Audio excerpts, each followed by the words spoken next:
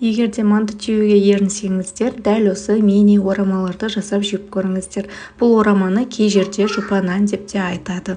Ал сіздер қалай атайсыздар? Қамырына жұмыртқа, тұз, суын қосып, жақсылап араластырып, ұнымызды қосып отырып, мантының қамырындай қаттылау қамыр илейтін боламыз. Оны 8 бөлшекке бөліп алатын боламыз. Тындырып 20 минутқа қойып қоямыз. Салмасына картопты осылайдан теркіден өткізіп, фаршты салып, дәміне қарай тұз бұрышын салып, жақсылап араластырып алатын боламыз. Одан кейін қамырларымызды алып, жұқалап жайып, ортасына шемішкі майымызды жағып, салмасын салып отырып, ортасынан бөліп, әдемілеп бөлектің немесе ораманың формасын жасап, орап, жандарын түйіп, мантаваркамызге орналастыратын боламыз. Мантаварканың астын майлауды ұмытпаңыздар.